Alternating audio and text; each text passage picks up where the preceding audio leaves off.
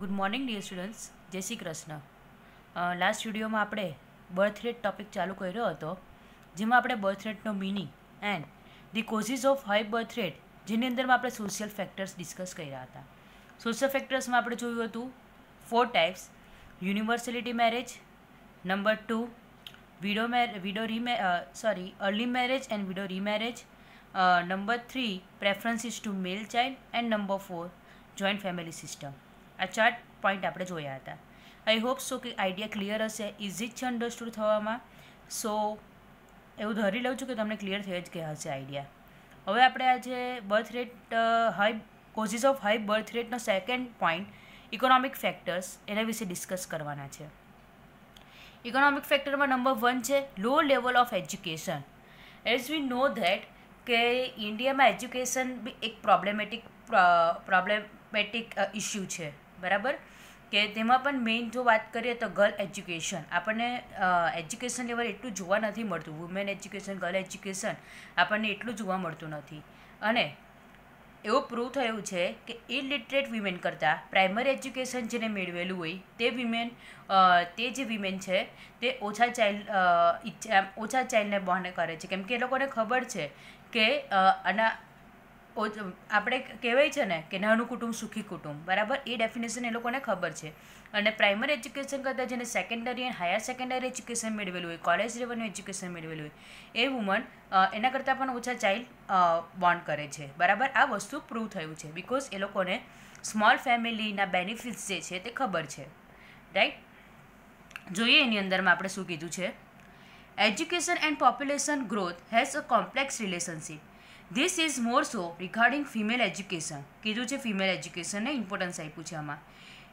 Inadequate education makes it difficult to understand the need for small families, and as a result, the family size tends to become a large.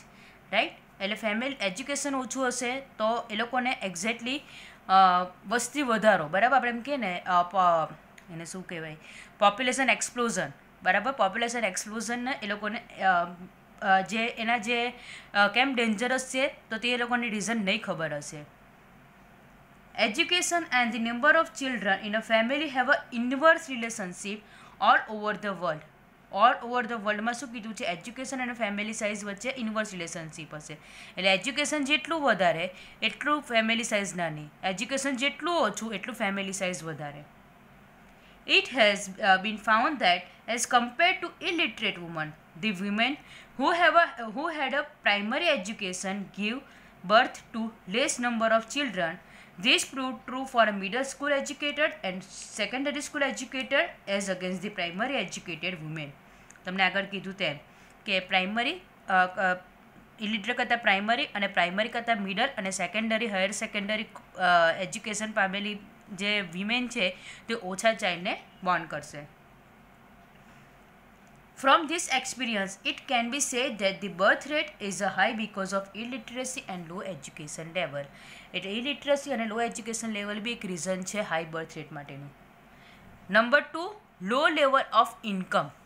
Law level of ઇન્કમની આપણે જો વાત કરીએ તો એ કેમ reason છે? તો અહીંયા તમને એક વર્ડ આપ્યો છે more the merrier. More the merrier, that means ગુજરાતીમાં એક કહેવત છે જજા હથ રડિયામણા. એટલે કે જે પુઅર પીપલ છે, બરાબર, પુઅર ક્લાસના મેઇનલી જે પીપલ છે એ લોકો શું વિચારશે કે જેટલા મારા બાળકો વધારે હશે એ લોકો અમને ઇન્કમ અર્ન કરવામાં હેલ્પ કરશે, બરાબર? આ એક ખૂબ જ કડવી વાસ્તવિકતા કહીને બિટર ટ્રુથ ઓફ ઇન્ડિયા આ એક છે, બરાબર? ઘણા બધા બિટર ટ્રુથ ઇન્ડિયાના છે, તેમાંથી આ એક પણ છે કે એ લોકો એમ વિચારે છે કે અમારા જેટલા બાળક વધારે હશે તે લોકો અમને ઇન્કમ અર્ન કરવામાં મદદ કરશે, બરાબર? પરિવાર માટે પૈસા કમાવામાં મદદ કરશે, રાઈટ? એટલે જ કે છે જજહત રડિયામને એવું ગુજરાતીમાં કહેવત છે, અને એ અહીંયા લાગુ પડી શકે છે. એટલે જ આપણને ઘણા ટી સ્ટોલ છે, હોટલ છે, રેસ્ટોરન્ટ છે કે જેની અંદરમાં આપણને શું જોવા મળે છે કે 14 યર્સ કરતાં બિલો નાના બાળકો પણ કામ કરતા જોવા મળે છે, બરાબર? જેને લોકો છોટું કહીને બોલાવે છે, એવું આપણે ઘણામાં જોયું હશે. ને ઘણા એવા બનેલા બી છે કે એ જે છે તે એકચ્યુઅલીમાં એના ફેમિલી માટે કમાઈ છે, બરાબર? જેને આપણે છોટું કહીને બોલાવીએ ને એવા આપણે ઘણા એડવર્ટાઇઝમેન્ટમાં કે ઘણા એવા સ્ટોરીઝમાં કે એમાં વાંચ્યું હશે તે એકચ્યુઅલીમાં એ લોકોને ફેમિલી માટે ઘણું વસ્તુ અર્ન કરતું હોય છે. આ ઇલીગલ છે છતાં પણ જોવા મળે છે, બરાબર. 14 યર્સ કરતાં બિલો એને શું કહેવાય છે, જોબ કરવી ઇલીગલ છે, બટ તો પણ આપણને આ વસ્તુ જોવા મળે છે, રાઈટ. એ ઇન્ડિયાનું એક બીટર ટ્રુથ છે, ખૂબ જ બીટર ટ્રુથ કહી શકીએ છીએ. તો એ લોકો એમ વિચારે છે કે અમારા બાળકો થશે તો એ લોકો અમને કમાઈને બતાવશે, અથવા તો ઘણી જગ્યાએ આપણને ભીખ માંગતા એમ બી જોવા મળે છે, રાઈટ. તે તો ખૂબ જ ખરાબ વાસ્તવિકતા છે. તો એના લીધે શું થશે કે એ લોકોની ફેમિલીનું ભરણ પોષણ થશે, મૂકશે, એટલે વધારે ને વધારે ચાઇલ્ડ બોર્ન થાય છે. જોઈએ અંદર, when the income level of a family is low, the birth of a child is considered as a asset rather than the burden. Asset તરીકે માનવામાં આવે. It is commonly said more the merrier. More the merrier કદાચ તમને 2 માર્કની અંદરમાં પૂછી શકે તો આ તમારે વસ્તુ લખવાની છે. It is expected that child is contributes to the income of the family in the future. Even today we see children working in a small STRs or in a tea store, બરાબર. નાની નાની કંપનીમાં, mainly cracker stores, cracker ઇન્ડસ્ટ્રીમાં ને એમાં બી કોઈ વખત જોવા મળે. ખબર આપણે સાઉધર્ન ઇન્ડિયા ક્રાઇમ પેટ્રોલ વગેરે જોયું હોય તો તેમાં ક્રેકર ઇન્ડસ્ટ્રીમાં કે એમાં કોઈમાં બી જોવા મળે છે આપણને કે નાના બાળકો કામ કરતા હોય, બરાબર, જે ખૂબ જ ડેન્જરસ છે. તો આ બધા પ્રોબ્લેમ્સના લીધે, આ બધી થિંકિંગના લીધે, ખૂબ જ ફાલતુની થિંકિંગના લીધે બી બર્થ રેટ હાઈ જોવા મળે છે. નેક્સ્ટ છે high infant mortality rate. High infant mortality rate. તો હાઈ ઇન્ફન્ટ મોર્ટાલિટી રેટ કેમ રીઝન છે કે એ લોકો એમ વિચારે કે ઇન્ડિયા, એટલે આપણને ખબર છે, પહેલાં એ બાબતે ડિસ્કસ કરી રહીએ કે ઇન્ફન્ટ મોર્ટાલિટી રેટ હાઈ છે. નાઉ what is infant mortality rate? કે 0 to 1 યરની અંદરમાં, બરાબર, એટલે કે કોઈ ચાઇલ્ડ એક વર્ષ પૂરું કરે ત્યાં સુધીમાં જો એનું ડેથ થઈ જાય તો એને શું કહેવાય છે? ઇન્ફન્ટ મોર્ટાલિટી રેટ કહેવાય છે. એવરી 1000 ચિલ્ડ્રને, બરાબર. Out of every 1000 children born in a given year, the number of children deaths before 1 year of age is known as the infant mortality rate. આપણે ભણી જ ગયા છે. હવે ઇન્ફન્ટ મોર્ટાલિટી રેટ હાઈ છે તો કદાચ પેરેન્ટ્સ એમ વિચારે કે ચાઇલ્ડ બોર્ન થયું, બરાબર, હવે કદાચ એનું બાળક છે તેનું ડેથ થઈ ગયું તો બીજું બાળક તો જોઈએ ને, કોઈક તો ફેમિલીમાં જોઈએ ને, તો તે પણ એક રીઝન છે હાઈ બર્થ રેટનું, બરાબર. 1951માં 146 હતું ઇન્ફન્ટ મોર્ટાલિટી રેટ ને 2011માં કેટલું થયું? 41.40 થયું છે. ડિક્રીઝ થયું છે પણ હજુ એટલું નથી થયું. The extent of infant mortality rate is quite high in India in comparison to various other developed countries. In India, mortality rate is 1941 was 146, which fell to 41.40 in 2011, but still this rate is considered to be quite high. The main reason for the high infant mortality rate are poverty, less care given to the girl child, બરાબર. Girl ચાઇલ્ડને ઓછી care આપી, nutritions ને બધું provide નહીં કરે તો obviously વાત છે કે એનું ડેથ થઈ શકે. બીજું કે જ્યારે વિમેન જ્યારે મધર બનવાની હોય, બરાબર, તો તે વખતે બી એનું પ્રોપર કેર નહીં કરે, બરાબર, પ્રોપર એને ન્યુટ્રિશન્સ પ્રોવાઈડ નહીં કરે તો એના આવનારું જે ચાઇલ્ડ છે તે વીક બોર્ન થાય, બરાબર. અને વીક બોર્ન થાય તો મે બી કદાચ ઇન્ફન્ટ મોર્ટાલિટી રેટનો શિકાર બની શકે છે. ફ્રિક્વન્ટ અબોર્શન અમંગ ધ વિમેન, અબોર્શન્સ, બરાબર, એ લોકોને હવે અબોર્શન બે રીતે, એક તો એ લોકોને પૂરેપૂરું ન્યુટ્રિશન્સ અથવા તો ખબર પડે કે એના આવનારું બાળક ગર્લ ચાઇલ્ડ છે તો બીનો અબોર્શન કરે છે લોકો. Age old practices in the upbringing of a child, inadequate medical facilities, less gap between the two children as extra are some the reason which leads to high tendency of a birth rate, બરાબર. આ અમુક reasons આપ્યા છે કે જેના લીધે birth rate high જઈ શકે છે. તો ઇકોનોમિક ફેક્ટરમાં 3 જોઈએ આપણે: low level of education, low level of income and high infant mortality rate. Now let us discuss about the other factors. Other ફેક્ટર્સમાં નંબર 1 છે હાઈ ફર્ટિલિટી રેટ. હવે ફર્ટિલિટી રેટ વુમનમાં જો આપણે વાત કરીએ તો નોર્મલી 15 to 49 યર્સનો સ્પાન હોય છે ફર્ટિલિટી રેટનો. એટલે કે 15 to 14 યર્સના બિટવીનમાં વિમેન જે છે તે ચાઇલ્ડને બોર્ન આપી શકે છે, બરાબર. એને ચાઇલ્ડ બોર્ન આપવાનો જે સ્પાન જે છે એ સ્પાન કેટલો છે? 15 to 49 યર્સ સુધીનો, બરાબર. in a given years, out of every 1000 females in the age group of 15 to 49 years, how many live children are given birth is known as the fertility rate. fertility rate ની તમને definition આપી છે કે કોઈ એક વર્ષમાં દરેક 1000 વિમેને જે 15 ટુ 49 યર્સના બિટવીનમાં છે તે એવરી 1000 વિમેને કેટલા ચિલ્ડ્રનને બોર્ન આપે છે, બરાબર, કેટલા લાઈવ ચિલ્ડ્રનને બોર્ન આપે છે, તો તેને શું કહેવાશે? ફર્ટિલિટી રેટ કહેવાશે. In the Indian population structure, high fertility is a specialty. Let us analyze this specialty with reference to the women in the age group of 15 to 49 years.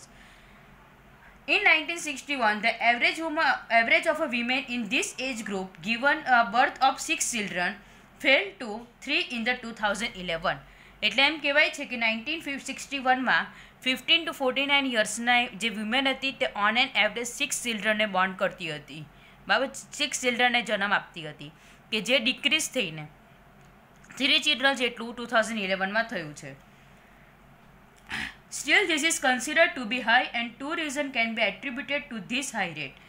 એના આ high રેટના બીજા બે રીઝન છે કે એક તો early marriage કરી દેવામાં આવે અને અર્લી મેરેજ કરે તો ફર્ટિલિટી સ્પેન વધારે યરનો હોવાનો, તો એ પણ એક રીઝન છે.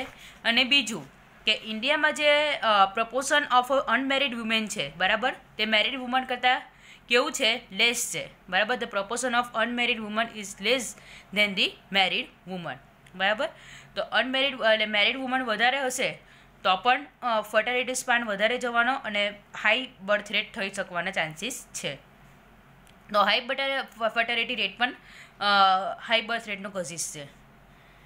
લાસ્ટ ટોપિક છે તમારો lake of family planning information. હવે ઇન્ડિયામાં જેવી રીતે આપણે આઉટ ઓફ ઇન્ડિયાની વાત કરીએ, બરાબર, અમુક એવી કન્ટ્રીઝની વાત કરીએ કે જે એકદમ ડેવલપ કન્ટ્રીને, તો એ લોકોમાં અવેરનેસ છે ફેમિલી પ્લાનિંગ વિશેનું, બરાબર. એ લોકો પ્રોપર ફેમિલી પ્લાનિંગ કરીને ચાઇલ્ડને બોર્ન કરે છે. બટ સ્ટીલ ઇન્ડિયામાં હજુ પણ ઇન્ડિયામાં ફેમિલી પ્લાનિંગ એટલું પ્રોપર બન્યું નથી, બરાબર. અનએજ્યુકેટેડ પીપલ હોય તો શું એ લોકો ફેમિલી પ્લાનિંગ કરવાના? હવે ઘણામાં એજ્યુકેટેડ પીપલમાં હજુ થોડું ઘણા જોવા મળે છે કે જે એજ્યુકેટેડ પીપલ હોય તે લોકો પ્રોપર ફેમિલી પ્લાનિંગ કરીને ચાઇલ્ડને બોર્ન આપે છે, બટ તો બી હજુ એટલું અવેરનેસ થયું નથી. જોઈએ, family planning refers to decision on the size of family and maintaining gap between two children based on proper understanding, બરાબર. ફેમિલીને મેન્ટેન કરવાનું એન્ડ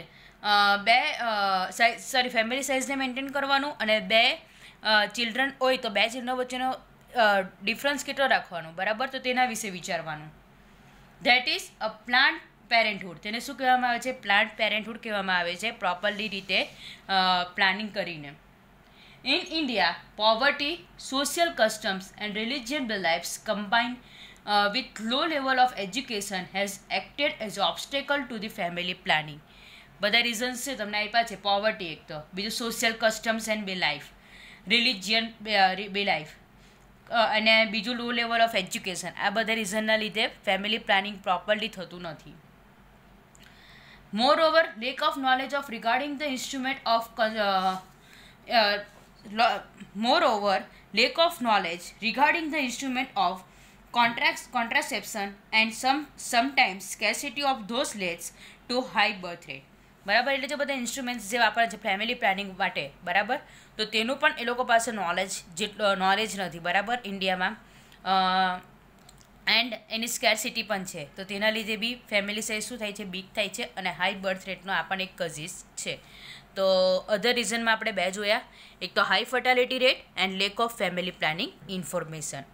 તો આખો જે તમારો ક્વેશ્ચન છે કે give the meaning of birth rate and state the causes of high birth rate in India, તે આખો ક્વેશ્ચન જે છે તે તમને 5 માર્ક્સમાં પૂછાવાની પોસિબિલિટીઝ છે. મોરઓવર કે આમાંથી કોઈ ટોપિક લાઈક ઇકોનોમિક ફેક્ટર કે સોશિયલ ફેક્ટર કે અધર ફેક્ટર તો એટલા ચાન્સીસ કદાચ ઓછા છે, પણ ઇકોનોમિક કે સોશિયલ ફેક્ટર્સ જે છે તે બી તમને 3 માર્ક્સની અંદરમાં પૂછી શકે છે કે explain the economic factor as a high birth rate in India, right. તો ક્વેશ્ચન્સ આ તમારા ક્વેશ્ચન ઇમ્પોર્ટન્ટ છે. તો ને સમજવામાં પણ ઇઝી જ છે, કંઈ એટલું નથી. વિડીયોઝ તો બી 2 વખત જોઈ લેજો અને કોઈ બી કન્ફ્યુઝન ક્વેરી હોય તો પૂછી લેજો. Thank you.